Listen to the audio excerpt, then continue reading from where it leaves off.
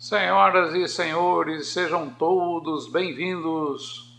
Eu sou nacionalista e continuarei sendo até os últimos dias de minha vida. E que semana interessante, né? Teve o Brasil. Uma semana bem interessante, com muita teratologia jurídica, ou seja, muitos absurdos jurídicos cometidos, mas, e olha, não é nem sobre Deltan Dallagnol que eu estou falando. Isso daí é um caso menor, corriqueiro, que tem acontecido, né? Mas tem um outro caso bem interessante aí que acabou acontecendo, que talvez os senhores não tenham tomado conhecimento, né? Que é o indiciamento pela Justiça Federal do Amazonas do ex-presidente da FUNAI, que está agora sendo processado por homicídio qualificado e ocultação de cadáver daquele Bruno Pereira e do tal do Dom Philip, né, o indigenista e o fotógrafo inglês, que acabaram sendo assassinados no Amazonas, no Javari, né? E por quê? Porque entende a Justiça Federal que o ex-presidente da FUNAI assumiu o risco quando não combateu o crime organizado e todas aquelas facções que estão ali dentro da floresta amazônica. Isso é um absurdo tão grande que chega a doer os olhos, sabe? Chega a arder os olhos um negócio desse. É uma coisa assim tão absurda, né? E fico aqui imaginando, né? O camarada indigenista, que deveria saber, né, que floresta não é lugar para brincadeiras, né? E o outro fotógrafo, eu acho que entrou na onda do camarada, mas, segundo consta, ele já era conhecedor da região, né, de outras oportunidades, e foram aí, então, assassinados por um grupo de pescadores ilegais, né, que atuavam naquela região. E, olha, minha gente, qualquer criança de 10, 12 anos de idade vai saber que floresta e áreas desse tipo não é lugar para brincadeira, né? São lugares perigosos, né? São lugares assim bastante hostis e que abrigam desde animais peçonhentos até animais ferozes, né, selvagens, e também abriga ali todo tipo de crime organizado, desde tráfico de drogas, pesca ilegal, extração de minérios. Isso daí está lá, isso aí faz parte do cenário, né, nessa floresta que também conhecemos, e muitos outros já foram assassinados ou desapareceram na floresta amazônica. Mas aqui, como a questão é a queima dos navios, né, fazer com que todos aqueles que participaram de maior ou menor escala do governo de Jair Bolsonaro sejam condenados a alguma coisa, então aí está mais um fato simplesmente teratológico, né? Mais um fato aí absolutamente fora do padrão, né? Que beira o absurdo. O que é que o presidente da FUNAI tem a ver, né, com um negócio desse? A Polícia Federal esteve empenhada lá há tanto tempo para combater o crime e não fez. O próprio Exército não consegue dar conta disso há décadas e décadas e décadas, sabe? E agora vem aí, né, nesse arroubo de, olha, nós temos que culpar alguém do governo, né, tornando-se réu aí, né, o ex-presidente da FUNAI, né, é o senhor Teixeira. Lamentável, né? Lamentável porque todo mundo sabe como é que funciona uma floresta, todo mundo sabe como é que funcionam essas áreas aí. E não é diferente no caso do senhor Bruno Pereira e do tal do Dom Phillips. Eles deveriam saber, e como sabiam, né, que aquele lugar não é lugar para fazer turismo, não é lugar para ficar ali se aborboletando, tirando fotinho de índio. Porque hora ou outra pode dar errado, né, como acabou dando errado com eles aí. Mas hoje eu gostaria de falar um pouco aqui sobre a hegemonia da mentira. Esse PL 2630 que tramita, né, aí no Congresso, e hora ou outra ele vai voltar com bastante força, apesar de ter sido abortado num primeiro momento, porque aqui tem umas questões aí interessantes, né, a serem tratadas. A primeira delas é a seguinte, né, a verdade, ela se sobrepõe à mentira, né? A verdade se sobrepõe à mentira. E, portanto, automaticamente, qualquer tipo de mentira contrária aos políticos e ao governo, elas podem sim ser desmentidas com muita facilidade, né? Ah, mas existe a proliferação da informação mentirosa. Mas aí tem o seguinte, né? É a hegemonia da mentira, porque a mentira, dentro da guerra híbrida que nós estamos vivendo hoje, o Brasil, na verdade, não passa de um grande laboratório com relação a essa questão aí de mentiras e verdades, né? Por quê? Porque a mentira ela sempre foi utilizada como arma por governos nas mais variadas situações, desde guerras até naquelas políticas públicas que são prometidas e que nunca acontecem, né? Na despoluição do rio Tietê, que nunca aconteceu, sabe? São mentiras assim, né? Que passam também pelas promessas de campanha que nunca se efetivam, tá? Então, a mentira, ela tem assim, vamos dizer assim, um potencial de ser uma arma, né?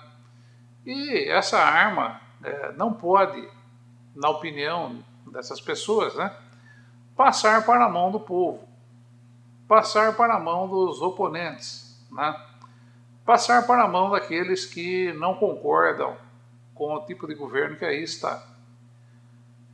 Eu analiso assim uma mentira exatamente dessa forma, como uma arma, tá?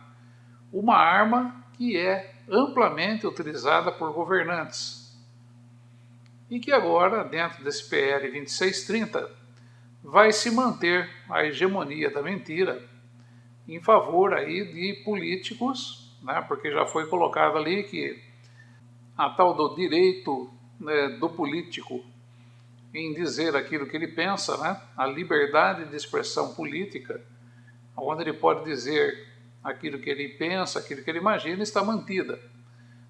Não vai estar mantida apenas a ampla liberdade de expressão, né? Porque a ampla liberdade de expressão abre oportunidade aí para que grupos utilizem-se da mentira contra o governo. E o governo utiliza-se da mentira para poder se manter, para poder sobreviver. Porque se nós formos analisar friamente isso tudo, quando é lançado, por exemplo, um projeto como o arcabouço fiscal ou calabouço fiscal, que está sendo pretendido aí pelo governo, mas que depois ele dá errado e acaba não surtindo efeitos, porque hoje falam dele mil maravilhas a respeito desse projeto. apesar de nós já termos aqui identificado uma porção de furos, uma porção de buracos que existem nesse projeto aí, e que tem tudo para dar errado. E daí, no momento que hoje, né, se fala as maravilhas, contam-se as vantagens, contam-se todas as possibilidades positivas apenas, né? E esquece-se que no futuro pode dar errado, e o dando errado transformaria esse projeto numa mentira. Como ela já é uma mentira na análise de muitos. Na minha análise, por exemplo, é uma mentira. É simplesmente uma mentira. Mas uma mentira para ser considerada uma mentira daqui a alguns anos, né? Porque hoje é considerada uma verdade, mas pode ser uma mentira amanhã a partir do momento que ela fracasse.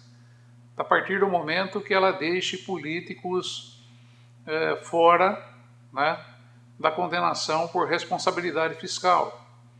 A partir do momento que ela não atinja seus objetivos e o país passe a um descontrole fiscal, né? A partir do momento que o país tenha um aumento de gastos e não consiga ter de onde tirar para pagar. Então vai se transformar numa mentira. E daí, qual vai ser a punição, né, do judiciário? Qual vai ser a punição que deve sofrer, né, esses políticos que hoje estão vendendo esse projeto como sendo a 8ª maravilha, ou a 9ª maravilha? Como é que faz? Né? Vai se tornar sim uma mentira. E a partir do momento que se torna uma mentira, tem que ser punido. Porque serão punidos hoje aqueles que não têm a ampla liberdade para simplesmente conjecturar, para simplesmente fazer uma crítica, uma análise.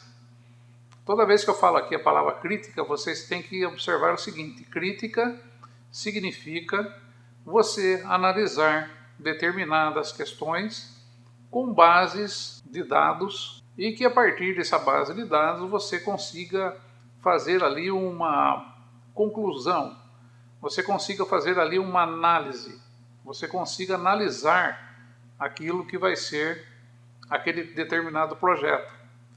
E esse projeto do calabouço fiscal, ele tem tudo. Ele já é, hoje, na minha concepção, uma mentira.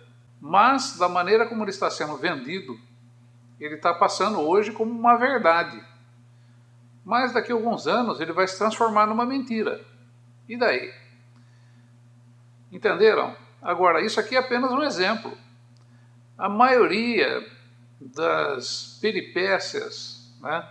A maioria das ajeitadas, a maioria desses planos, etc., que são aí colocados, né, para tentar endireitar a economia, para ajustar a segurança pública, para melhorar o sistema de saúde e tudo mais, para dizer ou dar a impressão a você que a educação do Brasil é a melhor do mundo, né? Enquanto nós não temos nenhuma universidade entre as 100 melhores do mundo. E eu falei isso tempos atrás. Muita gente aqui contestou. E essa semana saiu um ranking colocando que o Brasil não tem nenhuma universidade entre as 100 melhores do mundo. E, portanto, isso é uma verdade. Essa é a verdade. E todos os planos que você pode ver hoje a respeito de segurança pública, a respeito da educação, a respeito da saúde, do setor de saúde e a respeito do setor econômico fiscal do país, são mentiras. São meras mentiras. Como que eu posso afirmar que tudo isso não passa de mentira? Porque é fácil observar as pessoas que estão fazendo parte desse governo, as pessoas que são o entorno do presidente da República que aí está. E não somente nesse governo aqui, no governo passado também, estava cheio de imbecil ao redor do presidente, né? Assessoria horrorosa, né? Tanto de um como do outro, sem tirar nem pôr, né? Uma porção de coisa estapafúrdia para dar errado, né? E que estava na cara que ia dar errado, e está na cara que muita coisa que está aí hoje sendo proposta pelo governo atual vai dar errado, né? Vai se transformar em mentira, e daí? Como é que faz? Mas daí vem um camarada, vamos imaginar aí o tal do arcabouço fiscal. Eles vêm lá e votam essa proposta, colocam essa proposta aí, ela é aprovada. E daí vem o nacionalista, né? O nacionalista vem e analisa aquilo tudo, encontra um monte de falhas e vem a público e diz: isso aqui vai dar errado por causa disso, disso, disso e disso. Pronto, eu já sou enquadrado aí como mentiroso, porque a hegemonia da verdade está com o governo. A hegemonia da verdade vai ficar com os políticos. A hegemonia da verdade vai ficar com as religiões, que também já foram colocadas de fora dessa questão aí do projeto das fake news, por exemplo. E aí? Religião, política e governo, essa gente pode mentir à vontade, sabe? Porque as mentiras, para essa gente, já são mentiras combinadas. Já são mentiras assim que atendem os interesses de cada um desses grupos. A boa mentira para a política é aquela que deixa emendas parlamentares poupudas para poder ser roubadas. A boa mentira na religião são milagres que nunca aconteceram, fatos extraordinários que não ocorrem, não acontecem, são fraudes e que deixam lucro. E para o governo é poder ganhar tempo, fazer o tempo passar, né? E também conseguir aí algum trocado, né? Algum lucro com isso tudo. Porque enquanto o tempo passa e nós pagamos, e pagamos caro, a tributação desse país aqui, pagamos caro por tudo aquilo que a gente compra, que já vem ali com um imposto altíssimo embutido, e isso não vai melhorar, mesmo com aí essa reforma fiscal PERAC que estão tentando fazer, nada vai mudar. Continuaremos a ser esbulhados e roubados. Nosso dinheiro continuará indo para cofres onde não tem fundo, não tem chave, não tem tramela, não tem tranca, e que será assaltado sem dúvida alguma. E daí nós somos mentirosos, porque a mentira é uma arma exclusiva dessa gente. A mentira é a arma exclusiva do governo, a mentira é a arma exclusiva dos políticos, e a mentira é a arma exclusiva dos religiosos, sacerdotes e seja lá o que for. Lamentavelmente, nós estamos chegando a esse ponto. Teremos que engolir as mentiras deles e não poderemos contrapor com a verdade, porque a nossa verdade será considerada mentira no momento em que proferirmos a verdade contra a mentira que eles colocarem. As mentiras autorizadas, as mentiras que servem para amaciar carne dura. Mas aqui, ó, não vai ter não. Aqui é carne de pescoço. Eu continuarei com as verdades, mesmo que eles venham a chamá-las de mentiras. Porque agora é comprovado. Num pequeno exemplo aqui que eu dei, o Brasil não possui nenhuma universidade entre as 100 melhores do mundo. Essa é a verdade. Lá atrás era a verdade do governo, que hoje se transformou numa mentira. E aí, será que o STF vai tomar alguma atitude? Um grande abraço a todos bom final de semana e vamos que vamos. Com mentiras e verdades nos rodeando. Um abraço.